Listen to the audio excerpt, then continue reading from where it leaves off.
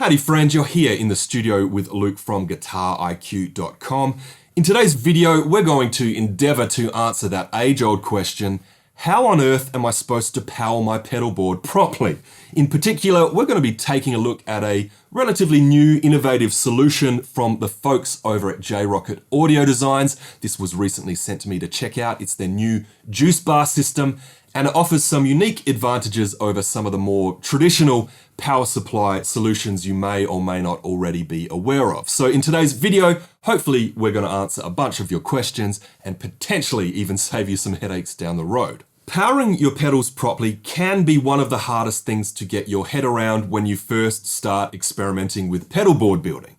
Likely you probably started out where we all did, which is you pick up a 9-volt power supply like this one and you daisy chain a few pedals together, and that works okay at home, but you take it to a few gigs and you realize there's a lot of noise and interference coming from your pedalboard, and then someone tells you you should probably upgrade your power supply, and you do, and that works for a little while until you go and buy some more pedals, and then you realize that different pedals require different amounts of power.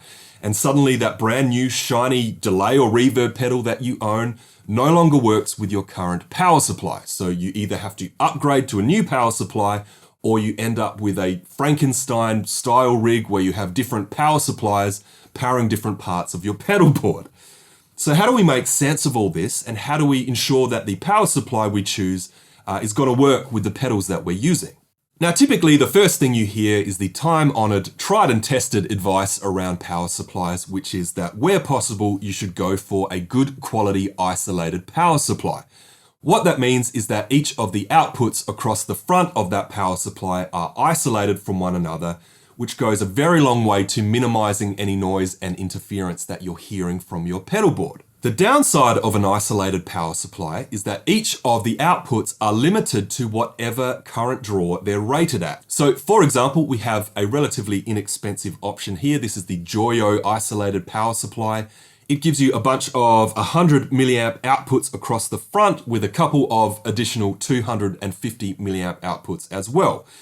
Now, admittedly, something like this is going to be perfectly fine in a lot of situations. Most of your typical analog stompbox type pedals are going to run well below 100 milliamps, and even a bunch of your digital pedals, especially your single stompbox style pedals, are going to live somewhere between that 100 to 200 milliamp range. So for example, this overdrive pedal up here, which is the 45 caliber by Rockett, will run at about 8 milliamps, which is pretty much nothing, whereas this digital reverb pedal down here, the Oceans 11, is going to run at about 150 milliamps. Where you're going to run into trouble with a power supply like this is when you get into the territory of more DSP intensive type pedals. In particular, I'm thinking about your bigger box, multi-algorithm modulation, delay, and reverb workstation type pedals. For example, this modulation pedal here runs at about 270 milliamps. But it's pretty common to see these types of pedals run anywhere between 3 to 500 milliamps. And that brings us to something like the DC Factory by Carl Martin. Again, this is another isolated power supply,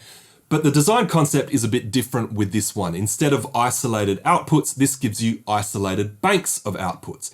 Each bank can run up to 500 milliamps on this power supply. The idea being that you can run a low current analog pedal on the same bank as a high current digital pedal, and each pedal is just going to draw what it needs. Now, even though a power supply like this is going to work in more situations than a power supply like this, it's still not going to cover you for absolutely everything. In particular, I'm thinking about the latest trend of pedalboard-based real tube preamp pedals like the Ampster pedal I have up here, again by Carl Martin.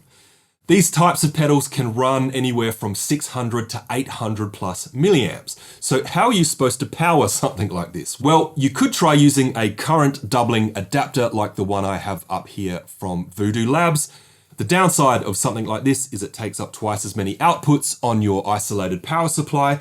And I'm also not convinced that something like this is 100% reliable depending on the pedal and power supply that you're using, at least from my own limited experimentation. And that brings us finally to the Rockett Juice Bar. Now, what is the Juice Bar and how is it different to some of the more traditional power supplies we've talked about? Well, the first thing is the Juice Bar actually isn't a power supply.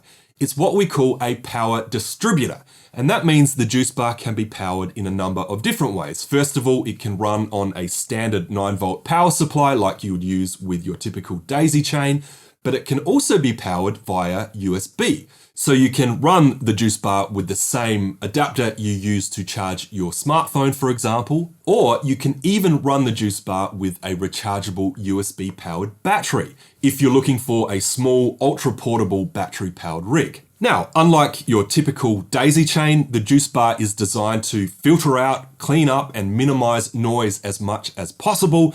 But unlike your typical isolated power supply, the outputs on the juice bar aren't capped at a certain milliamp rating, which means your pedals are free to draw whatever they need up to a combined maximum of 2000 milliamps, which really is enough to pretty much power any typical pedalboard situation that has a mix of analog and digital pedals, with exception of course to your ultra high current modeling pedals like your Helix or your Quad Cortex. Those types of pedals are really designed to run on their own power supplies.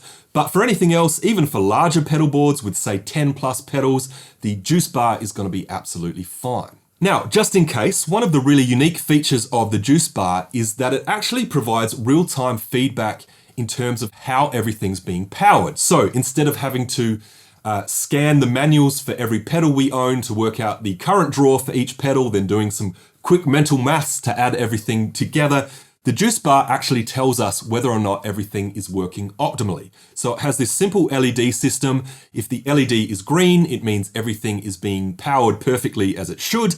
If the LED is yellow, it means we're getting close to the peak power allowed by the juice bar. And if the LED is red, it means we're overloading things and perhaps we need to rethink having all 18 pedals on at the same time in our signal chain. The other obvious advantage of the juice bar, just looking at these power supplies, is that it's much slimmer and smaller than some of your more typical power supplies. So if you have a smaller rig, particularly a lower profile rig, with these types of power supplies, the only way to use them is to mount them on top of your pedal board, which obviously is going to take up more pedal board real estate, whereas the juice bar is much more likely to be mounted underneath any pedal board. Well, that's pretty much all I wanted to cover in today's video. I know we've talked about a bunch of information, but to clarify, there's not really a bad option here. It's just about knowing how you're going to use your pedal board and then choosing the option which is going to suit your needs the best.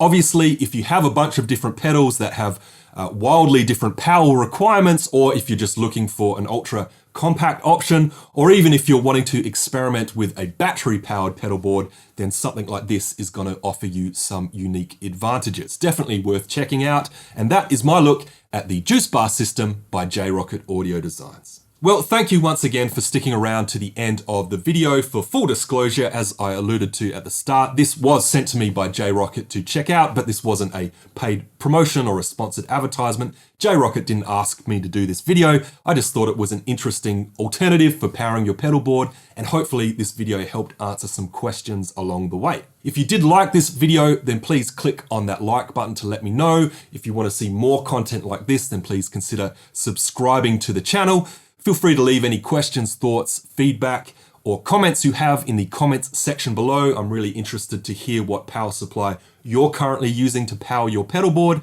And finally, before you go, I'd like to invite you to head over to the website guitariq.com to check out some of the learning resources we have waiting for you over there, covering everything from fretboard memorization to warm-ups and workouts to chord theory and technique, fundamentals, and a bunch more. That is guitariq.com. Well, that's it from me. Thanks for watching, and I'll see you in the next video.